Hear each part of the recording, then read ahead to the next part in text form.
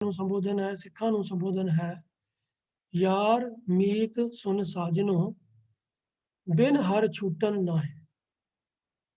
ਇਸ ਜਿਹੜੀ ਗੱਲ ਸਮਝਾਉਣ ਵਾਲੀ ਹੈ, ਜੋ ਮੈਸੇਜ ਹੈ ਉਹ ਹੈ ਕਿ ਬਿਨ ਹਰ ਛੂਟਨ ਨਾਹੀ, ਕਿ ਹਰੀ ਤੋਂ ਬਿਨਾ ਛੂਟਨ ਛੁਟਕਾਰਾ नहीं है। ਕਾਹਦੇ ਤੋਂ ਛੁਟਕਾਰਾ? ਇਹ ਗੱਲ ਵੀ ਗੁਰਬਾਣੀ 'ਚ ਅਨੇਕਾਂ ਵਾਰੀ ਗੁਰੂ ਸਾਹਿਬ ਨੇ ਸਮਝਾਈ ਹੈ ਕਿ ਪਰਮਾਤਮਾ ਦੀ ਇਸ ਜਗਤ ਦੀ ਖੇਡ ਦੇ ਵਿੱਚ, ਇਸ ਜੀਵ ਦੀ ਰਚਨਾ ਕਰਕੇ, ਹੋਰ ਜੀਵ ਜੰਤੂਆਂ ਦੀ ਰਚਨਾ ਕਰਕੇ, ਸ੍ਰਿਸ਼ਟੀ ਦੀ ਸਾਰੀ ਰਚਨਾ ਕਰਕੇ, ਇਹਦੇ ਵਿੱਚ ਮਾਇਆ ਦਾ ਪਸਾਰਾ ਵੀ ਪਰਮਾਤਮਾ ਨੇ ਆਪ ਹੀ ਫੈਲਾਇਆ ਹੈ। तो वो माया ਦਾ जो प्रभाव है जीव ਦੇ ਉੱਤੇ जन्म तो ही पै ਜਾਂਦਾ है। लिव छुड़की लगी तृष्णा माया अमर वरताया। माया ਦਾ ਜ਼ੋਰ जीव ਦੇ ਉੱਤੇ जन्म तो ही ਲੱਗ ਜਾਂਦਾ है। लिव ਉਹਦੀ परमात्मा ਤੋਂ ਟੁੱਟ ਜਾਂਦੀ ਹੈ ਤੇ ਮਾਇਆ ਦੇ ਅਸਰ ਦੇ ਅੱਗੇ ਅਧੀਨ ਹੋ ਜਾਂਦਾ ਹੈ। तो उस माया दे असर तो छुटकारा पाने का जो ढंग है वो संक्षेप में गुरु साहब ने इस पंक्ति च बयान किया है। हे मेरे मित्रों, हे सज्जनों, ये गल ध्यान नाल सुनो कि माया के बंधना तो छुटकारा जिहड़ा है वो हरि तो बिना, परमात्मा तो बिना नहीं है। परमात्मा तो बिना नहीं होने का की मतलब है कि परमात्मा के नाम के नाल सुरत जोड़न तो बिना ये बंधन माया दे नहीं छुट सकते। तो फिर अगली पंक्ति च गल होर स्पष्ट कर दी, नानक ते बंधन कटे गुर की चरनी पाए। ते अर्थ है उन्हों दे बंधन कट गए, कट्टे गए, इन्हों दे गुर की चरनी पाए, जेड़े गुरु की चरनी पै जाते हैं। दूसरी पंक्ति का जो भावार्थ है कि ते बंधन कटे, उन्हों दे बंधन कट्टे जाते हैं गुर की चरनी पाए, जेड़े गुरु की चरनी पै जाते हैं। भाव गुरु की चरनी पैन तो की भाव है, जेड़े गुरु की शरण में जाते हैं, गुरु की संगत करते हैं, गुरु का उपदेश सुनते हैं, उनकी विचार करते हैं, उन्हें मनते हैं और फिर जीवन अपना लेंगे हैं।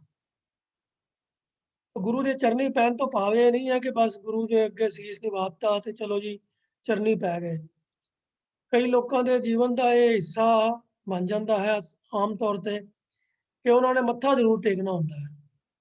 वो समझ जाए मत्था टेक लिया, मैं अपनी ड्यूटी पूरी कर ली, हूँ बाकी काम रब दा आपे आपे करे जो करना उन्हें, मेरा काम सी मत्था टेकना, मैं टेक लिया। पर गल इत्थे जिहड़े मत्था टेकन नाल सीस निवाया क्या थी है, जां हृदय कुसुध जाहे। तो हृदय शुद्ध करने वास्ते, हृदय कुसुध ना रहे, हृदय नूं शुद्ध करने वास्ते गुरु की संगत करनी जिहड़ी है वो बहुत जरूरी है। और संगत भी ये नहीं है कि भाई सिर्फ गुरु के नेड़े हो जाना। जिहड़े लोग गुरुद्वारे च नौकरी करते हैं वो तो कह सकते हैं, क्लेम कर सकते हैं कि असीं तां जी रोज़ गुरु की संगत करते हैं, रोज़ गुरुद्वारे गुरु महाराज का प्रकाश हुंदा है, असीं दरबार च हाज़री भरते हैं, मत्था टेकते हैं, संगत दे भी दर्शन करते हैं। तो ये फिजिकल एक्टिविटी का ਇਹਦੇ ਨਾਲ कोई ਲਾਗਾ ਤਾਗਾ है नहीं है।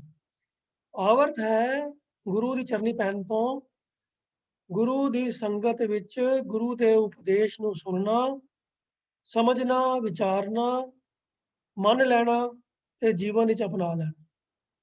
ये सारे एक्शन जदों एक सीरीज़ विच पूरे हो जान तां ही सही अर्थां विच कहा जा सकता है कि गुरु की चरनी पै गए हैं। नहीं तो गुरु के नज़दीक रहने वाले तो गुरु के अपने परिवार के भी कई जी सन जिहड़े रोज़ ही गुरु के नाल मेल मुलाकात करते सन, गुरु के दर्शन भी रोज़ करते सन ते गुरु की विरोधता भी करते सन। पर उन्होंने बारे तो नहीं कहा जा सकता कि वो गुरु की चरनी पे सन। इनफैक्ट गुरबाणी के अंदर ही ये लफज जो रेफरेंस भी आता है कि पुत्री कौल ना पालियो पर पीरो कन्न मुरटी है, कि पुत्रा ने गुरु के बचन की पालना नहीं की तो अपना कंधा मोड़ लिया, मुख मोड़ लिया गुरु वालों। सो गुरु के फिजिकली नेड़े होना अपने आप में सफिशिएंट नहीं है। सो इस श्लोक का जो मैसेज है कि हे भाई जनो, हे सत्संगियो, ये गल ध्यान नाल सुन लो कि हरि दे नाम तो बिना माया के बंधना तो छुटकारा नहीं हो सकता।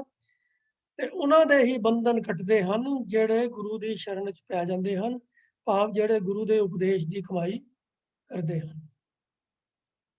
ਹੁਣ ਪੌੜੀ ਵਿੱਚ ਗੁਰੂ ਸਾਹਿਬ ਫਰਮਾਉਂਦੇ ਹਨ, ਪੌੜੀ ਯਈਆ जतन करत बहु विधिया, एक नाम बिन कह लो सिधिया, याहू जतन कर होत छुटारा, वाहू जतन साध संगारा।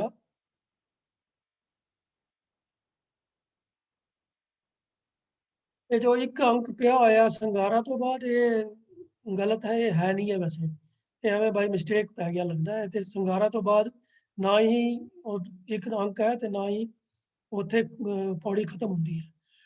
तो खैर पौड़ी अगे चलती है, या उबरन तारै सब को, या उबरन तारै सब को, वाहे जपे बिन उबर न हो, याहू तरन तारन समराथा, राख लेहो निर्गुण नरनाथा, मन बच क्रम जे आप जनाई, नानक ते मत प्रगटी आई। इत्थे पौड़ी खत्म हुई है और ये पौड़ी नंबर 43 है। तो वो एक अंक जिहड़ा सी शायद श्लोक तो कॉपी होके उहदे नाल जुड़ गया सीगा। खैर सिर्फ ये ध्यान च रख लेना, बाकी सब ठीक है, स्पैलिंग वगैरह बाकी पंक्ति पूरी ठीक है। तो पौड़ी दे विच गुरु साहब फरमा रहे हैं, ये अखर का रेफरेंस दे के, यैया जतन करत बहु विधिया, एक नाम बिन कह लो सिधिया। ये रेफरेंस आ रहा है माया के बंधन तो छुटकारा पाने का, जो श्लोक विच गल कीती गई सी। श्लोक विच तां गुरु साहब ने संखेप विच सुनिया दे ही दिता सीगा कि बिन हर छूटन ना है। तो इत्थे गुरु साहब कह रहे हैं कि दुनिया 'च इंसान ना बहुत विधियां, अलग अलग बहुत ढंगां दे नाल यतन करते हैं, यतन एफर्ट उद्यम करते हैं, ढंग वरतते हैं इस माया तो छुटकारा पाने का। तो असी दुनिया 'च आस पास देखते ही हाँ कि ਵੱਖ-ਵੱਖ ਮਤਾਂ ਦੇ ਲੋਕ ਨੇ, ਵੱਖ-ਵੱਖ ਵਿਚਾਰਧਾਰਾ ਦੇ ਲੋਕ ਨੇ, ਔਰ ਉਹਨਾਂ ਦੀ ਸਭ ਦੀ ਆਪਣੀ ਵੱਖਰੀ ਕਿਸਮ ਦੀ ਸੋਚ ਹੁੰਦੀ ਹੈ। ਆਪੋ ਆਪਣੀ ਸਮਝ ਦੇ ਮੁਤਾਬਕ, ਆਪੋ ਆਪਣੇ ਅਕੀਦੇ ਦੇ ਮੁਤਾਬਕ ਲੋਕ ਜੋ ਹੈ ਕਈ ਇਸ ਤਰ੍ਹਾਂ ਦੇ ਧਾਰਮਿਕ ਕਰਮਕਾਂਡ ਕਰਦੇ ਹਨ, ਇਸ ਪੂਰੇ ਭਰੋਸੇ ਦੇ ਨਾਲ ਕਿ ਜਿਹੜੇ ਇਹ ਕਰਮਕਾਂਡ ਅਸੀਂ ਕਰ ਰਹੇ ਹਾਂ, ਇਹਨਾਂ ਦੇ ਰਾਹੀਂ ਸਾਡਾ ਲੋਕ ਪਰਲੋਕ ਸੁਧਰ ਜਾਏਗਾ, ਅਸੀਂ इस भवजल तो पार हो जावांगे या सानू स्वर्ग मिल जाएगा। ਵੱਖੋ ਵੱਖਰੀ किस्म के लोगों के अपने विचार ने, पर यतन सारे लोग यही करते हैं कि भाई जो दुनिया दे विच विकार ने उन्हां तो बच के रहना चाहिए है, चंगे काम करने चाहिए हैं। सारे धर्मां दे विच इहो जिहियां गल्लां तां कॉमन हो ही जांदियां हन तकरीबन। बाकी कुछ कुछ चीज़ां हर धर्म में वक्रियां होंदियां हन, वो उन्हां दी अपनी विलक्षणता है। तो माया तो बचन दे उपाय उन्हां दे बारे विचार तकरीबन हर धर्म में डिस्कस किए जाते हैं और उहदे बारे कुछ ना कुछ ढंग तरीके भी समझाए जाते हैं। तो हर इंसान अपनी सोच मुताबक, अपने विचारों के मुताबक तरीके अपनाता है माया तो छुटकारा पाने दे। पर गुरु साहब ने जो गुरमत का मार्ग है और जिहदी गल श्लोक विच भी कीती है, उस सिद्धांत नूं साडे तक कन्वे कर रहे हैं इस पौड़ी के अंदर भी कि दुनिया के लोग दा जतन करत बहुत विधिया, विधि तरीका बहुत अलग अलग ढंगां दे नाल लोकी उद्यम करते हैं, एफर्ट करते हैं, यतन करते हैं, तरीके इस्तेमाल करते हैं। पर गुरु साहब कहते हैं कि एक नाम बिन कह लो सिधिया। कह लो का मतलब है कितों तक, टू वट एक्सटेंट, किन्नी को, सिद्धि, सिद्धि मैंने सफलता, ਕਿੰਨੀ ਕੁ ਸਫਲਤਾ ਮਿਲਦੀ ਹੈ ਉਹਨਾਂ ਨੂੰ ਏਕ ਨਾਮ ਬਿਨ। ਅਗਰ ਜੇ ਉਹ ਇੱਕ ਪਰਮਾਤਮਾ ਦੇ ਨਾਮ ਦੇ ਨਾਲ ਸੁਰਤ ਨਹੀਂ ਜੋੜਦੇ ਤਾਂ ਫਿਰ ਇਸ ਯਤਨ ਦੇ ਵਿੱਚ ਉਹਨਾਂ ਨੂੰ ਕਿੰਨੀ ਕੁ ਸਫਲਤਾ ਮਿਲਦੀ ਹੈ। ਗੁਰੂ ਸਾਹਿਬ ਸਵਾਲ ਖੜਾ ਕਰਦੇ ਆ। ਜਿਵੇਂ ਅਸੀਂ ਆਪ ਆਮ ਦੁਨੀਆਦਾਰੀ ਦੀ ਗੱਲਾਂ ਕਰਦੇ ਹਾਂ ਨਾ, ਤੇ ਕਿਸੇ ਬੰਦੇ ਨੂੰ ਕੋਈ ਕੰਮ ਕਰਦੇ ਹਾਂ ਦੇਖਦੇ ਹਾਂ ਕਿ ਭਈ ਉਹ ਬੜਾ ਯਤਨ ਕਰ ਰਿਹਾ ਹੈ, ਮੈਂ ਕੋਈ ਵਪਾਰ ਸ਼ੁਰੂ ਕਰਾਂ, ਉਹਦੇ ਵਿੱਚੋਂ ਨਫਾ ਕਮਾਵਾਂ, ਚੰਗਾ ਮੇਰਾ ਜੀਵਨ ਆਰਾਮਦਾਇਕ ਹੋ ਜਾਵੇ। ਪਰ ਸਿਆਣੇ ਤਜਰਬੇਕਾਰ ਬੰਦੇ ਹੁੰਦੇ ਹਨ, ਉਹ ਜਦੋਂ ਨਵੇਂ ਬੰਦਿਆਂ ਨੂੰ ਕੋਈ ਕੰਮ ਕਰਦਿਆਂ ਵੇਖਦੇ ਹਨ ਤਾਂ ਉਹਨਾਂ ਨੂੰ ਪਤਾ ਹੁੰਦਾ ਹੈ ਕਿ ਜਿਹੜੇ ਤਰੀਕੇ ਨਾਲ ਇਹ ਕੰਮ ਕਰ ਰਿਹਾ ਹੈ ਨਾ, ਇਹਦੇ ਨਾਲ ਸਫਲਤਾ ਹੋਣੀ ਨਹੀਂ ਹੈ। ਤਾਂ ਫਿਰ ਉਹ ਕਈ ਵਾਰੀ ਸਿੱਧਾ ਜਿਹਾ ਸਵਾਲ ਇਹੀ ਕਰਦੇ ਹਨ ਕਿ ਇੰਜ ਕਰਕੇ ਤੂੰ ਕੀ ਖੱਟ ਲੇਗਾ। ਖੱਟ ਲੈਣਾ ਮਤਲਬ ਕੁਝ ਪ੍ਰੋਫਿਟ ਕਮਾ ਲੈਣਾ, ਨਫਾ ਕਮਾ ਲੈਣਾ। तो की खट लेगा तो जो सवाल है ना वो अंदर ये एक स्टेटमेंट छुपी होंगी है कि भी ये काम ठीक नहीं है, ये तरीका ठीक नहीं है, ये तरीके नाल सफलता नहीं मिलेगी, कमाई नहीं होएगी। तो जो सवालिया फिक्रा होंदा है बहुत ही बारी ਉਹਦੇ ਪਿੱਛੇ एक नैगेटिविटी ਦੀ सेंस ਨਾਲ ਹੁੰਦੀ है कि किन्नी को सफलता मिल जाएगी, भाव इंज सफलता नहीं मिलती। जिवें जपजी ਦੇ ਅੰਦਰ ਵੀ ਗੁਰੂ ਸਾਹਿਬ ਕਹਿੰਦੇ ਹਨ ਕਿ ਤੀਰਥ ਨਾਵਾਂ ਜੇ ਤਿਸ ਭਾਵਾਂ ਵਿਨ ਭਾਣੇ ਕੇ ਨਾਹੇ ਕਰੀ। ਸਵਾਲ ਕਰ ਦਿੰਦੇ ਹਨ ਕਿ ਜੇ ਪ੍ਰਭੂ ਨੂੰ ਚੰਗਾ ਹੀ ਨਹੀਂ ਲੱਗਣਾ ਤੇ ਨਹਾ ਕੇ ਕੀ ਲੈਣਾ ਮੈਂ ਤੀਰਥਾਂ ਤੇ। तो ਸਵਾਲ ਦੇ ਅੰਦਰ ਹੀ ਇਹ ਮੈਸੇਜ ਛੁਪਿਆ ਹੋਇਆ ਹੈ ਕਿ ਵੀ ਜੇ ਪ੍ਰਭੂ ਨੂੰ ਚੰਗਾ ਨਹੀਂ ਲੱਗਦਾ ਤੇ ਤੀਰਥ ਨਹਾਉਣਾ ਬੇਕਾਰ ਹੈ, ਕੋਈ ਫਾਇਦਾ ਨਹੀਂ ਹੈ। ਕੀ ਕਰਨਾ ਉਹਨੂੰ ਤੀਰਥ ਨਹਾ ਕੇ। तो ਇਹ ਸਵਾਲ ਦੇ ਅੰਦਰ ਜੋ ਹੈ ਨੈਗੇਟਿਵ ਸੈਂਸ ਜਿਹੜੀ ਆ ਉਹ ਇਨਬਿਲਟ ਹੁੰਦੀ ਹੈ। तो ਇੱਥੇ ਵੀ ਗੁਰੂ ਸਾਹਿਬ ਨੇ ਜੋ ਹੈ ਸਵਾਲੀਆ ਫਿਕਰਾ इस्तेमाल किया है कि एक नाम बिन कहाँ लो सी दिया, कि एक नाम तो बिना किन्नी को सफलता मिल जाएगी, पाप नहीं मिलेगी, कोई सफलता नहीं होएगी। तो जिन्ने बाकी दे जतन हैं प्रभु दे नाम दे नाल जुड़न तो इलावा वो बहुत विधियां, वो सारे वक्रो वक्रे ढंग जड़े हैं गुरु साहब कहते हैं उन्होंने नाल कोई सफलता नहीं मिल सकती माया के बंधना तो छुटकारा पाने वास्ते। तो फिर अगली पंक्ति हम गल स्पष्ट कर दिया, अच्छा पर छुटकारा होएगा किवें। फिर साडे मन च भी ये सवाल पैदा होएगा कि भी जे नाम तो बिना किसी तरीके दे नाल भी छुटकारा नहीं हो सकता, सफलता नहीं मिल सकती, तो फिर नाम जपन का तरीका की है, ढंग की है, वो किवें करिए असीं, ਉਹਦੇ ਵਿੱਚ ਕਿਵੇਂ ਸਾਨੂੰ सफलता मिले। तो अगलियां पंक्तियां गल थोड़ी खोल के समझाते हैं कि याहू जतन कर होत छुटारा, वाहू जतन साध संगारा। याहू जतन मैंने जिस जतन, याहू मैंने जिस जतन, जिस ढंग नाल, जिस एफर्ट दे नाल, जिस तरीके दे नाल होत छुटारा, छुटकारा हुंदा है।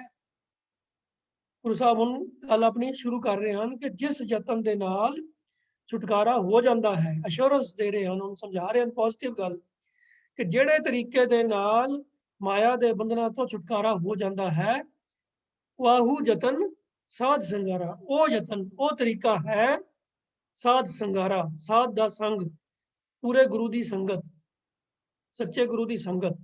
साध लफज जिहड़ा है वैसे इत्थे साध संगारा आया है बहुवचन के रूप में। तो बहुवचन मतलब है गुरु दी शरण विच पैण वाले, गुरु दी सिक्ख्या नूं मन के जीवन च अपनाउण वाले, भाव गुरु दे प्यारे परमात्मा की भगती करने वाले। तो साध जन जदों बहुवचन विच आंदा है तो वह सत्संगियां दे वास्ते, प्रभु दे प्यारिਆਂ वास्ते आंदा है जिहड़े गुरु दी सिक्ख्या नूं जीवन विच अपना के प्रभु भगती के मार्ग ते चलते हैं। तो इन्हां दो पंक्तियां गुरु साहब ने गल स्पष्ट कर दी कि जिस जतन नाल माया के बंधना तो छुटकारा हुंदा है, वो जतन है साध संगत, साधां दी संगत, प्रभु के प्यारिਆਂ दी संगत। अगे गल होर वधांदे हन, या उबरन भारै सब को, वाहे जपे बिन उबर ना हो। एक चीज ध्यान देने वाली है कि पहली पंक्ति विच भी स्पैलिंग जिहड़े हन वो सेम हन, उबरन, ते दूजी पंक्ति विच भी जे ये पद छेद ना कीते होए हुंदे, जे ये लड़ीवार भीड़ हुंदी तां उबरन इकट्ठा ही सीगा, पर इत्थे उबर ना करके लिखिया गया है क्योंकि अर्थ भाव जिहड़े हन वो इत्थे वखरे करके ही स्पष्ट हुंदे हन। तो उबरन का अर्थ है, उबरन का तरीका, उधार का तरीका, भाव बचा दा। उबरना हुंदा है जिवें मान लो कोई बंदा पानी में डुब रहा है तो उन्होंने ਉਹਦੇ ਤੋਂ बचा के ऊपर चुक लिया जाए तो उबर गया है, उच्चा उठ गया है, पानी तो बच गया है। तो उबरना माया के प्रभाव तो उबर जाना, माया तो उच्चा हो जाना, भाव बच जाना। तो उभरन दे अखरी अर्थ ਹਨ बचना। तो जो बचन दे धारै सब को, हर कोई मन दे विच विचार धारण करता है कि मैं माया तो बच जावां, माया तो उच्चा उठ जावां, या उभरन जेड़ा उभरन दा विचार धारै सब को, धारै मैंने मन दे विच धारणा करता है, मन दे विच विचार पक्का करता है कि मेरे कि मैं इस माया के बंधना तो मैं बचना है। अपने मन दे विच विचार धारण करता है, धारणा मन दे अंदर ये विचार रखता है। वाहे जपे बिन उबर ना हो। हुण गुरु साहब कहते हैं वाहे जपे, उस परमात्मा नूं जपे बिना उबर ना हो, उबरिया नहीं जा सकता, बचिया नहीं जा सकता परमात्मा के नाम नूं जपे तो बिना। तो जो नाम का आधार है, जो नाम की टेक है, वो गल गुरु साहब बार बार दृढ़ करवा रहे हैं। श्लोक के विच भी गल की, फिर पहलियां पंक्तियों भी नाम का रेफरेंस दे दिता, हुण फिर कह रहे हैं वाहे जपे बिन उबर ना हो। वाहे मैंने उस दे नाम नूं जपे बिना बचा नहीं हो सकता। उबर मैंने बचा, उबरन बचा का तरीका, उबर ना हो बचिया नहीं जा सकता, नहीं बचा हो सकता। तो अगे कहते हैं याहू तरन तारन समराथा, राख लेहो निर्गुण नर नाथा। तरन तारन, तरन ਦਾ अर्थ ਹੁੰਦਾ है ਜਿਹਦੇ ਰਾਹੀਂ ਤਰਿਆ ਜਾ ਸਕਦਾ ਹੈ। ਤੇ ਤਾਰਨ ਵਾਲਾ ਜੋ ਤਾਰਦਾ ਹੈ। ਸਮਰੱਥਾ मैंने समर्थ, समर्था रखन वाला भाव परमात्मा। तो इस जगत ਦੇ ਵਿੱਚ, ਇਸ ਭਵਜਲ ਸੰਸਾਰ ਦੇ ਵਿੱਚੋਂ ਤਰਨ ਵਾਸਤੇ जो तारन की समर्था रखता है, गुरु साहब कहते हैं कि ਉਹਦੇ ਅੱਗੇ ही बेनती करनी बनती है कि हे नरनाथ, हे मनुखों ਦੇ मालक, सानू निर्गुणा नू, गुना तो रहत सानू जीवां नू तुसी आप ही रख लिहो, राख लिहो निर्गुण नरनाथा। तो निर्गुण लफ्ज जिहड़ा है वो साडे जीवां दे वास्ते आया है। नरनाथा संबोधन है परमात्मा वास्ते। नर दे नाथ भाव इंसानां दे मालक, ते निर्गुण जिहड़े गुणहीन हैं वो अपने वास्ते लफ्ज वरत्या है, नरनाथ परमात्मा वास्ते वरत्या है। परमात्मा अगे बेनती है राख ले हो सानू निर्गुणा नू, हे नरनाथ, क्योंकि याहू तरन तारन समराथा, कि इस सारे संसार समुद्र चों जीवां नू तारन वाला जहाज तुसी हो, ते तारन दे समर्थ भी तुसी हो। ये समर्था तुहाडे विच ही है कि जीवां नू तुसी इस भवजल तो पार लगा सकते हो।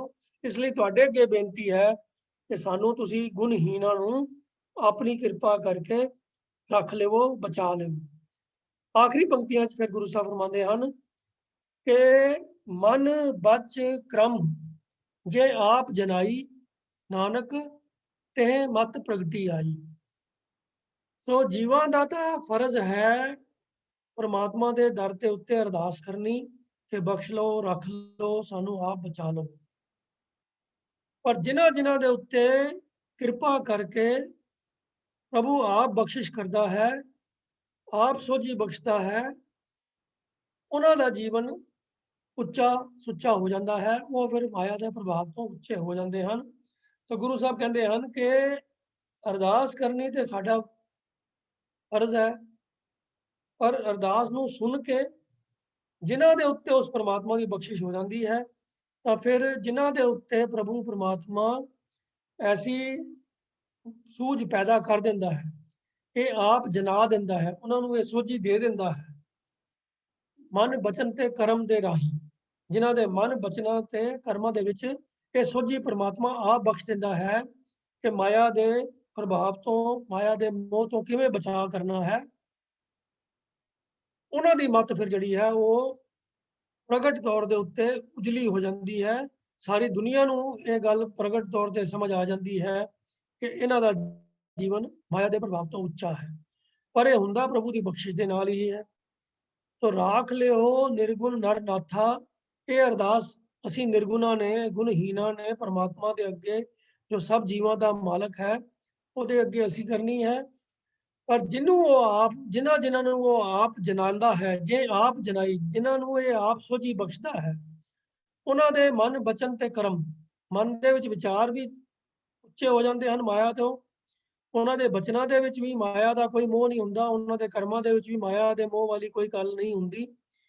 ਤਾਂ ਉਹਨਾਂ ਦੀ ਮੱਤ ਜਿਹੜੀ ਹੈ ਸਾਰੀ ਜਗ੍ਹਾ ਸਭ ਦੇ ਸਾਹਮਣੇ ਪ੍ਰਗਟ ਹੋ ਜਾਂਦੀ ਹੈ, ਉੱਚੀ ਸੁੱਚੀ ਉਜਲੀ ਹੋ ਜਾਂਦੀ ਹੈ ਕਿ ਇਹ ਮਾਇਆ ਦੇ ਪ੍ਰਭਾਵ ਤੋਂ ਉੱਚੀ ਮੱਤ ਵਾਲੇ ਇਨਸਾਨ ਹਨ। ਤਾਂ ਮਨ ਬਚ ਕਰਮ ਜੇ ਆਪ ਜਨਾਈ, ਨਾਨਕ ਤੇ ਮਤ ਪ੍ਰਗਟੀ ਆਈ। ਉਹਨਾਂ ਦੀ ਮਤ ਜਿਹੜੀ ਹੈ ਉਹ ਸਭ ਸੰਸਾਰ ਦੇ ਵਿੱਚ ਉਜਲੀ ਹੋ ਕੇ ਪ੍ਰਗਟ ਹੋ ਜਾਂਦੀ ਹੈ ਤੇ ਉਹ ਫਿਰ ਮਾਇਆ ਦੇ ਪ੍ਰਭਾਵ ਤੋਂ ਬਚੇ ਰਹਿੰਦੇ ਹਨ।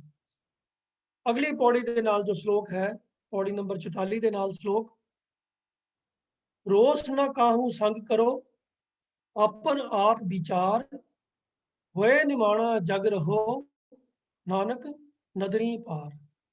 ਹੁਣ परमात्मा ਦੇ ਦਰ ਤੇ ਅਰਦਾਸ ਤਾਂ ਸਾਰੇ ਹੀ ਕਰ ਸਕਦੇ ਹਨ, ਜਿਹੜੇ ਵੀ ਕਰਨਾ ਚਾਹੁੰਦੇ ਹਨ ਕਰ ਲੈਂਦੇ ਹਨ। ਕੋਈ ਪਿਆਰ ਦੇ ਨਾਲ, ਕੋਈ ਦਿਖਾਵੇ ਮਾਤਰ, ਕੋਈ ਭਾਵਪੂਰਕ ਤੇ ਕੋਈ ਐਵੇਂ ਹੀ ਬਿਨਾਂ ਸੋਚੇ ਵਿਚਾਰੇ। ਪਰ ਕਿਹਨਾਂ ਦੀ ਅਰਦਾਸ ਥਾਂ ਪੈਂਦੀ ਹੈ, ਕਿਹਨਾਂ ਦੀ ਅਰਦਾਸ ਕਬੂਲ ਹੁੰਦੀ ਹੈ, ਇਹ ਪ੍ਰਮਾਤਮਾ ਦੀ ਆਪਣੀ ਰਜ਼ਾ ਦੇ ਅਨੁਸਾਰ ਹੀ ਹੁੰਦਾ ਹੈ। ਪਰ ਗੁਰੂ ਸਾਹਿਬ ਇੱਕ ਇਸ਼ਾਰਾ ਜ਼ਰੂਰ ਕਰ ਰਹੇ ਹਨ ਕਿ ਕਿਹਨਾਂ ਦੀ ਪ੍ਰੋਬੇਬਿਲਿਟੀ ਅਰਦਾਸ ਮੰਨੀ ਜਾਣ ਦੀ ਜ਼ਿਆਦਾ ਹੈ, ਕਿ ਕਿਸ ਤਰੀਕੇ ਦੀ ਅਰਦਾਸ ਪ੍ਰਭੂ ਦੇ ਦਰ ਤੇ ਪ੍ਰਵਾਨ ਹੁੰਦੀ ਹੈ। ਉਹਦਾ ਇਸ਼ਾਰਾ ਇੱਕ ਇਸ ਸ਼ਲੋਕ ਦੇ ਵਿੱਚ ਗੁਰੂ ਸਾਹਿਬ ਕਰ ਰਹੇ ਹਨ कि रोष न काहू संग करो, अपन आप विचार, होए निमाणा जग रहो, नानक नदरी पार। परमात्मा दी नदर दा सदका, ਉਹਦੀ ਮਿਹਰ ਦੀ ਨਜ਼ਰ ਦੇ ਨਾਲ ਇਸ ਸੰਸਾਰ ਸਮੁੰਦਰ ਤੋਂ ਪਾਰ ਕਿਵੇਂ ਹੋਇਆ ਜਾ ਸਕਦਾ ਹੈ, ਉਹਦੇ ਬਾਰੇ ਜਿਹੜਾ ਹੈ ਇਸ ਸ਼ਲੋਕ ਦੇ ਅੰਦਰ ਗੁਰੂ ਸਾਹਿਬ ਇਹਨਾਂ ਪੰਕਤੀਆਂ 'ਚ ਗੱਲ ਕਰ ਰਹੇ ਹਨ ਕਿ ਰੋਸ ਨਾ ਕਾਹੂ ਸੰਗ ਕਰੋ, ਕਿਸੇ ਹੋਰ ਦੂਜੇ ਦੇ ਨਾਲ ਗੁੱਸਾ ਨਾ ਕਰੋ, ਨਾ ਕਿਸੇ ਨੂੰ ਦੂਜੇ ਨੂੰ ਦੋਸ਼ ਦਿਓ। ਜੇ ਤੁਹਾਡਾ ਕੰਮ ਨਹੀਂ ਸੌਰ ਰਿਹਾ, ਜੇ ਤੁਹਾਡਾ ਜੀਵਨ ਨਹੀਂ ਮਾਇਆ ਦੇ ਪ੍ਰਭਾਵ ਤੋਂ ਉੱਚਾ ਉੱਠ ਰਿਹਾ, ਜੇ ਤੁਹਾਡਾ ਜੀਵਨ ਨਹੀਂ ਸੁਧਰ ਰਿਹਾ, ਤਾਂ ਉਹਦੇ ਵਾਸਤੇ ਕਿਸੇ ਦੂਜੇ ਨੂੰ ਦੋਸ਼ ਨਾ ਦਿਓ ਤੇ ਨਾ ਹੀ ਉਹਦੇ ਨਾਲ ਗੁੱਸਾ ਕਰੋ। ਇਹ ਆਮ ਇਨਸਾਨੀ ਫਿਤਰਤ ਹੈ ਕਿ ਹਰ ਅਸਫਲਤਾ, ਹਰ ਨੁਕਸਾਨ, ਹਰ ਕਮੀ ਦੇ ਵਾਸਤੇ ਬੰਦਾ ਸਕੇਪਗੋਟ ਲੱਭਦਾ ਹੈ, ਕਿਸੇ ਨੂੰ ਦੋਸ਼ ਦੇਣ ਵਾਸਤੇ ਲੱਭਦਾ ਹੈ ਕਿ ਮੈਂ ਇਹਦੀ ਵਜ੍ਹਾ ਕਰਕੇ ਮੇਰਾ ਕੰਮ ਨਹੀਂ ਹੋਇਆ, ਇਹਦੀ ਵਜ੍ਹਾ ਕਰਕੇ ਮੈਂ ਚੰਗਾ ਨਹੀਂ ਬਣ ਸਕਿਆ, ਇਹਦੀ ਵਜ੍ਹਾ ਕਰਕੇ ਮੈਂ ਤਰੱਕੀ ਨਹੀਂ ਕਰ ਸਕਿਆ। ਪਰ ਗੁਰੂ ਸਾਹਿਬ ਇੱਥੇ ਕਹਿ ਰਹੇ ਹਨ ਕਿ ਕਿਸੇ ਹੋਰ ਦੇ ਨਾਲ ਗੁੱਸਾ ਨਾ ਕਰੋ, ਆਪਨ ਆਪ ਵਿਚਾਰ, ਆਪਣੇ ਆਪ ਦੇ ਵਿਚਾਰ ਕਰੋ ਕਿ ਮੇਰੇ 'ਚ ਕੀ ਕਮੀਆਂ ਹਨ ਤੇ ਮੈਂ ਕੀ ਕੁਝ ਪਹਿਲੇ ਤੋਂ ਬਿਹਤਰ ਕਰ ਸਕਦਾ ਹਾਂ, ਕਿਹੜੇ ਦੋਸ਼ ਮੈਂ ਆਪਣੇ ਅੰਦਰੋਂ ਘਟਾ ਸਕਦਾ ਹਾਂ, ਕਿਹੜੇ ਗੁਣ ਮੈਂ ਧਾਰਨ ਕਰ ਸਕਦਾ ਹਾਂ। ਆਪਣੇ ਵਿਚਾਰ ਕਰੋ, ਆਪਣੇ ਆਪੇ ਦੀ ਵਿਚਾਰ ਕਰੋ, ਕਿਸੇ ਦੂਜੇ ਨੂੰ ਦੋਸ਼ ਨਾ ਦਿਓ। ਰੋਸ ਨਾ ਕਾਹੂ ਸੰਗ ਕਰੋ, ਆਪਨ ਆਪ ਵਿਚਾਰ, ਹੋਏ ਨਿਮਾਣਾ ਜਗ ਰਹੋ।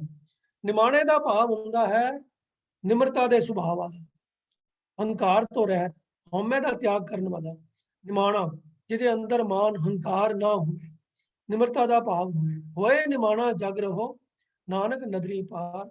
तो गुरु साहब कहते हैं कि ਜਿਹੜਾ ਇਨਸਾਨ ਜਗਤ ਦੇ ਵਿੱਚ ਨਿਮਰਤਾ ਦੇ ਸੁਭਾਅ ਵਾਲਾ ਬਣ ਕੇ ਰਹੇ, ਉਹ ਜਿਹੜਾ ਨਿਮਰਤਾ ਵਾਲਾ ਹੋਏਗਾ ਕੌਣ ਹੋ ਸਕਦਾ ਹੈ, ਜਿਹੜਾ ਕਿਸੇ ਨੂੰ ਕੋਈ ਕੌੜਾ ਬਚਨ ਨਾ ਬੋਲੇ, ਕਿਸੇ ਨੂੰ ਬਿਨਾਂ ਵਜ੍ਹਾ ਤੇ ਕੋਈ ਦੋਸ਼ ਨਾ ਦੇਵੇ, ਜੇ ਕਿਸੇ ਦੀ ਗਲਤੀ ਵੀ ਹੋਵੇ ਤਾਂ ਉਹ ਵੀ ਮਾਫ ਕਰਨ ਦੀ ਸਮਰੱਥਾ ਰੱਖਦਾ ਹੋਵੇ। तो ਇਹ ਗੁਣ ਜਿਹਦੇ ਅੰਦਰ ਹੋਣ, ਉਹ ਹੀ ਨਿਮਰਤਾ ਭਾਵ ਵਾਲਾ ਜੀਵਨ ਜੀਉ ਸਕਦਾ ਹੈ। तो जगत ਦੇ ਵਿੱਚ ਨਿਮਾਣਾ ਬਣ ਕੇ ਰਹਿਣਾ, ਨਿਮਰਤਾ ਦੇ ਭਾਵ ਵਿੱਚ ਨਿਮਰਤਾ ਵਾਲਾ ਜੀਵਨ ਜੀਉਣਾ ਅਗਰ ਜੇ ਕਰੋ ਤਾਂ ਗੁਰੂ ਸਾਹਿਬ ਅਸ਼ੋਰੈਂਸ ਦੇ ਰਹੇ ਹਨ ਕਿ ਨਾਨਕ ਨਦਰੀ ਪਾਰ, ਤਾਂ ਪਰਮਾਤਮਾ ਦੀ ਮਿਹਰ ਤੇਰੇ ਉੱਤੇ, ਉਹਦੀ ਮਿਹਰ ਦੀ ਨਜ਼ਰ ਹੋਏਗੀ ਤੇ ਤੂੰ ਸੰਸਾਰ ਭਵਜਲ ਤੋਂ ਪਾਰ ਹੋ ਜਾਏਗਾ। तो ਸਫਲਤਾ ਦੀ ਕੁੰਜੀ ਦਾ ਇੱਕ ਸਮਝ ਲਓ ਜਿਹੜਾ ਕੋਡ ਹੈ, ਉਹ ਇਸ ਸ਼ਲੋਕ ਦੇ ਅੰਦਰ ਗੁਰੂ ਸਾਹਿਬ ਨੇ ਸਾਨੂੰ ਸਪਸ਼ਟ ਕਰ ਦਿੱਤਾ ਹੈ ਕਿ ਇੱਕ ਤਾਂ ਕਿਸੇ ਦੂਜੇ ਨੂੰ ਆਪਣੀਆਂ ਕਮਜ਼ੋਰੀਆਂ ਵਾਸਤੇ ਦੋਸ਼ ਨਾ ਦਿਓ, ਕਿਸੇ ਨਾਲ ਗੁੱਸਾ ਨਾ ਕਰੋ ਅਤੇ ਨਿਮਰਤਾ ਵਾਲਾ ਸੁਭਾਅ ਗ੍ਰਹਿਣ ਕਰਕੇ ਜਗਤ ਦੇ ਵਿੱਚ ਇੱਕ ਦੂਜੇ ਦੇ ਨਾਲ ਜੋ ਵੀ ਵਰਤੋਂ ਵਿਹਾਰ ਕਰਨਾ ਹੈ ਤੇ ਹੰਕਾਰ ਦੀ ਭਾਵਨਾ ਨੂੰ ਛੱਡ ਕੇ ਨਿਮਰਤਾ ਵਾਲਾ ਸੁਭਾਅ ਗ੍ਰਹਿਣ ਕਰੋ ਤਾਂ ਪ੍ਰਮਾਤਮਾ ਦੀ ਮਿਹਰ ਦੀ ਨਜ਼ਰ ਦੇ ਪਾਤਰ ਬਣ ਸਕਦੇ ਹੋ। ਹੁਣ ਪੌੜੀ ਵਿੱਚ ਅੱਗੇ ਗੱਲ ਕਰਦੇ ਹਨ। ਰਾਰਾ ਰੇਨ ਹੋਤ ਸਭ ਜਾਕੀ, ਤਜ ਅਭਿਮਾਨ ਛੁਟੈ ਤੇਰੀ ਬਾਕੀ। ਰਣ ਦਰਗਹਿ ਤਉ ਸੀਜੈ ਭਾਈ, ਜੋ ਗੁਰਮੁਖ ਰਾਮ ਨਾਮ ਲਿਵਲਾਈ। रहत रहत रह जाए बिकारा, गुर पूरे कह शब्द अपारा। राते रंग नाम रस माते, नानक हर गुर कीनी दाते। तो रारे अखर का रेफरेंस दे के रारे अखर के राही गुरु साहब कहते हैं कि रेन होत सब जाकी, तज अभिमान छुट्टै तेरी बाकी। रेन का अर्थ हुंदा है चरण धूड़, मिट्टी। रेन होत तो आम तौर पर रेन नूं निमरता दे ही सुभाਅ दे सिंबल वजों इस्तेमाल किया जाता है, क्योंकि धूड़ चरण धूड़ की है। शरीर का सब तो नीवा अंग, सब तो हेठला अंग है चरण। चरणों के थल्ले जमीन की मिट्टी, तो चरणों नूं धूड़ जिहड़ी है चरणों के थल्लियों लगती है, तो चरणों तो भी थल्ले। तो जेड़े ने जिस किसी ने भी चरण धूड़ ग्रहण करनी है या चरण धूड़ बनना है, तो वो तो बिल्कुल सब तो नीवा होना पएगा। नीवा होना हंकार का त्याग करना। ये कोई फिजिकली किसी के पैरों के थल्ले अपना शरीर रखने की गल नहीं हो रही कि भाई किसी बंदे को कहो कि चल हट मैं तेरे पैरों के थल्ले लेटांगा, तू मेरे उत्ते चढ़ जा, मैं तेरी रेन हो गया। ये फिजिकल नहीं है, ये सिंबॉलिक है। रेन तो भाव है निमरता। इतनी निमरता मन दे विच होनी, हंकार नूं बिल्कुल अपने अंदरों कढ देना कि सब किसी नूं, हर किसी नूं अपने तो सियाणा सूझवान समझना, हर किसी के गुनाह का सत्कार करना। तो रेन होण दा ये एक हंकार तो बचन का एक ढंग है कि अपने आप को समझ लेना भी मैं सारिਆਂ तो घट सोझी वाला हाँ, दूजे मेरे तो ज्यादा जानन वाले हैं। तो जे किसी पासों कोई गुण धारण करना भी होवे तो पहला दूजे दे गुनाह नूं स्वीकार करना चाहिए है, मन दे विचों हंकार का भाव कढ़ना चाहिए, तां ही किसी दी कोई बंदा कुछ गुण धारण कर सकता है, कुछ सिक्ख्या लै सकता है। तो जे तरक्की करनी है, कोई होर अपने अंदर गुण पैदा करना है, किसी दूजे पासों कोई गुण ग्रहण करना है, तो हंकार का त्याग तो करना ही पएगा और निमरता धारण करके ही किसी पासों गुण प्राप्त किए जा सकते हैं। तो उस चीज़ का सिंबॉलिक रेफरेंस है रेन होत सब जाकी, जिस दी सारे ही जिस दी चरण धूड़ बनते हैं। इत्थे रेफरेंस है जाकी गुरु दे वास्ते कि जिस गुरु दे चरणों की सारे चरण धूड़ बनते हैं। रेन होत सब जाकी, तू भी उसे गुरु की चरण धूड़ बन जा, उसे दी शरण च पै जा, अपना हंकार का त्याग कर दे, ताकि होएगा तज अभिमान छुट्टै तेरी बाकी। बाकी का अर्थ हुंदा है कि पुराने कीते हुए कर्मां का लेखा। ये पुराने कीते कर्म यूजुअली माड़े ही कर्म बहुते हुंदे हन, क्योंकि जिहड़े गुरु की सिक्ख्या तो बगैर कीते कर्म हन, जिहड़े अपनी अकल के सहारे अपने होमे के अधीन किए हुए कर्म हैं, वो तो माड़े ही हुए होंगे। बंदा जब तक अपनी सियाणप ते टेक रखता है, अपने अहंकार की भावना का त्याग नहीं करता है, जिहड़े भी फिर कर्म वो अहंकार के अधीन करता है, वो कर्म गलत ही होंगे हैं, माड़े ही होंगे हैं। तो उन्होंने माड़े किए कर्मां का जो लेखा है, ਉਹਦੇ तो छुटकारा मिल जाने का जो भाव है, वो इन्हां लफ्ज़ों के विच गुरु साहब बयान कर रहे हैं कि छुट्टा तेरी बाकी, कि जिहड़ी तेरी देनदारी, तेरी बाकी, तेरे ऊपर जो लाइबिलिटी है, वो तेरी लाइबिलिटी खत्म हो जाएगी जे तू हंकार की भावना अपने अंदरों त्याग कर देगा और गुरु की शरण विच पै के गुरु की चरण धूड़ बन जाएगा। तो सारी लुकाई जिस गुरु की चरण धूड़ होंदी है, तू भी उसके अगे अपने मन का हंकार दूर करके ਉਹਦੀ शरण विच पै जा, ताकि तेरे पिछले किए कर्मां का लेखा छुट जाए, उन्हां दा तेरा लेखा जिहड़ा है पीछे पिछले संस्कारां दा वो खत्म हो जाए।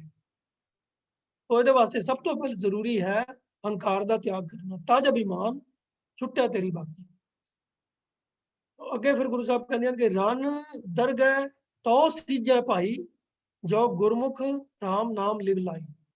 रण का अर्थ है रण दे अंदर, रण मैंने रण का आखिरी अर्थ होता है जंग का मैदान। तो इस दुनिया ਨੂੰ ਗੁਰਬਾਣੀ ਦੇ ਅੰਦਰ ਜੰਗ ਦੇ ਮੈਦਾਨ ਨਾਲ ਵੀ ਤੁਲਨਾ ਕੀਤੀ ਗਈ ਹੈ। ਇਹ ਦੁਨੀਆ ਇੱਕ ਜੰਗ ਦਾ ਮੈਦਾਨ ਹੈ ਜਿੱਥੇ ਅਸੀਂ ਵਿਸ਼ੇ ਵਿਕਾਰਾਂ ਦੇ ਨਾਲ ਲੜਾਈ ਲੜਨੀ ਹੈ। तो ये दुनिया एक जंग का मैदान है। दरगाह रण दरगाह तो सीजै पाई, परमात्मा की दरगाह ਜਦੋਂ परमात्मा के दर के उत्ते साडे कीते कर्मां दा फैसला होना है, उन्हां दी परख होनी है, उन्हां दे मुताबिक साडा निबेड़ा होना है कि भई असी परमात्मा दे नाल इकमिक होना है कि या मुड़ मुड़ के जन्म मरण के गेड़ च पैना है। तो वो दरगाह की गल इत्थे हो रही है। तो रण विच भी ते दरगाह विच भी, रण मैंने इस धरती के उत्ते इस जगत के अंदर ते दरगाह परमात्मा की दरगाह के अंदर भी तो सीजै भाई, तां ही तैनू सफलता मिलेगी। है मेरे भाई, तैनू तां ही सफलता मिलेगी जो गुरमुख राम नाम लिव लाई।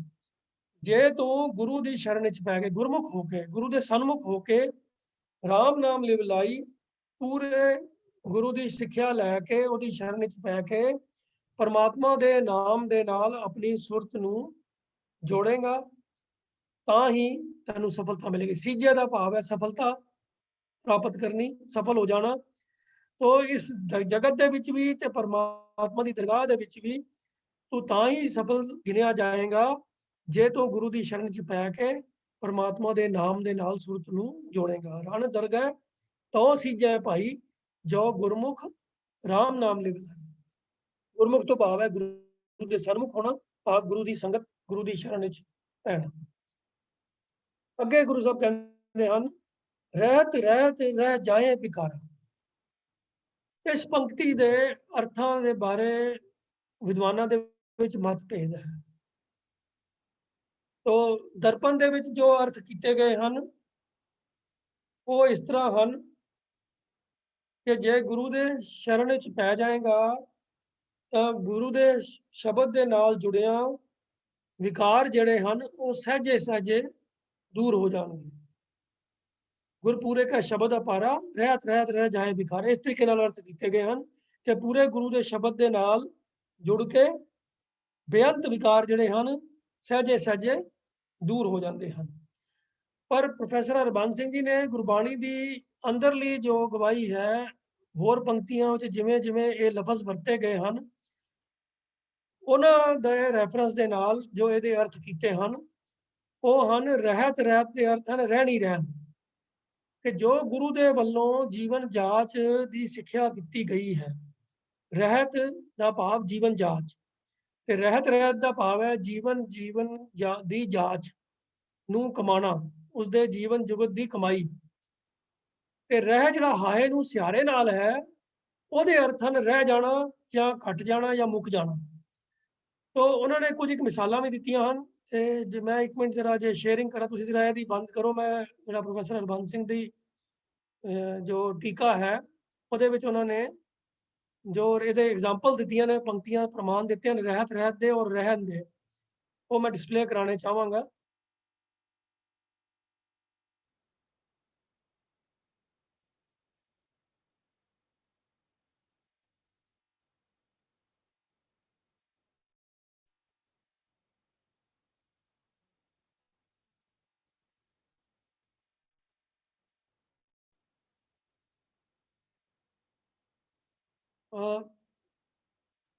मैं ये वाली डिस्प्ले जरा बंद कर दो, मैं दूजी दिखाना चाहना, एक शेयरिंग करना चाहना अपनी स्क्रीन।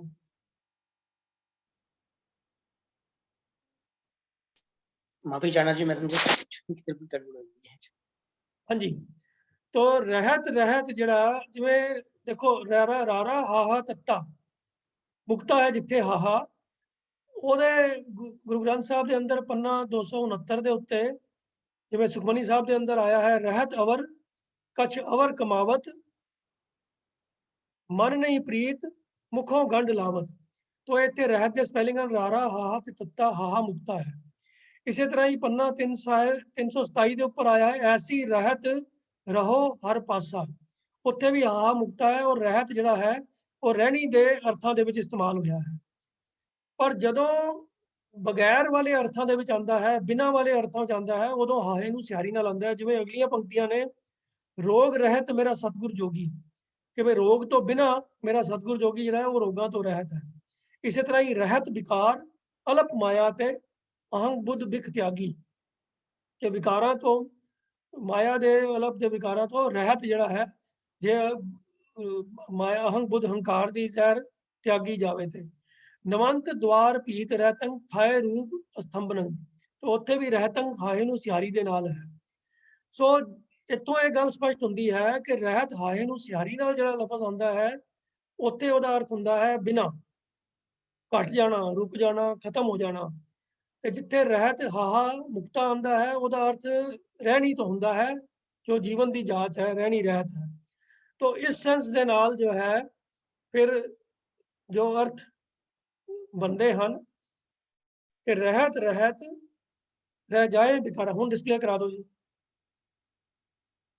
ਰਹਿਤ ਰਹਿਤ ਰਹਿ ਜਾਏ ਵਿਕਾਰਾ ਭਾਵ ਰਹਿਣੀ ਰਹਿਣ ਕਰਕੇ, ਜੀਵਨ ਜਾਚ ਨੂੰ ਅਪਣਾਉਣ ਕਰਕੇ, ਜੀਵਨ ਦੇ ਵਿੱਚ ਜੋ ਗੁਰੂ ਦੀ ਦੱਸੀ ਹੋਈ ਜੀਵਨ ਦੀ ਜੁਗਤ ਹੈ ਉਹਨੂੰ ਅਪਣਾਉਣ ਦੇ ਨਾਲ ਰਹਿ ਜਾਏ ਵਿਕਾਰਾ, ਜੀਵਨ ਦੇ ਵਿੱਚੋਂ ਵਿਕਾਰ ਜਿਹੜੇ ਹਨ ਉਹ ਮੁੱਕ ਜਾਂਦੇ ਹਨ, ਖਤਮ ਹੋ ਜਾਂਦੇ ਹਨ।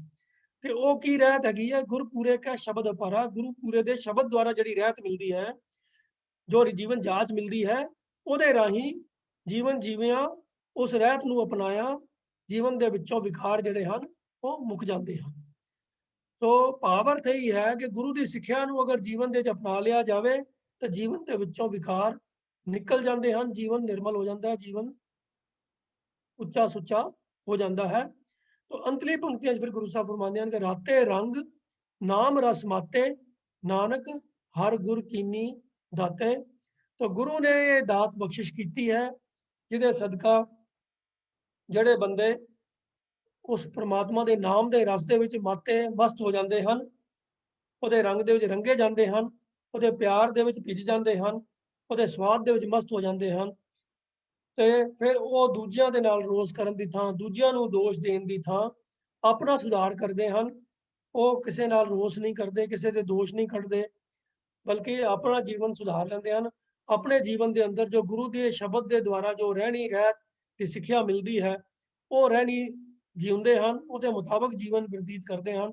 ਇਸ ਤਰੀਕੇ ਨਾਲ ਉਹਨਾਂ ਦੇ ਅੰਦਰੋਂ ਵਿਕਾਰ ਜਿਹੜੇ ਹਨ ਉਹ ਕੱਟੇ ਜਾਂਦੇ ਹਨ, ਉਹਨਾਂ ਦਾ ਜੀਵਨ ਜੋ ਹੈ ਉੱਚਾ ਸੁੱਚਾ ਹੋ ਜਾਂਦਾ ਹੈ।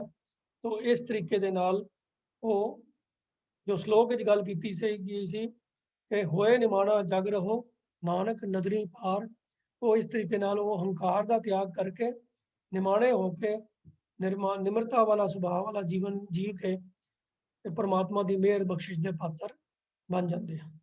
तो इतना ही बचन प्रवान करने जी, होइयां भुल्लां दी आप जी पासों क्षमा मंगदे हैं जी। वाहिगुरू जी का खालसा, वाहिगुरू जी की फतेह। ਅੱਜ ਦੇ ਵਿਚਾਰ ਨਾਲ ਸੰਬੰਧਿਤ ਕਿਸੇ ਸੱਜਣ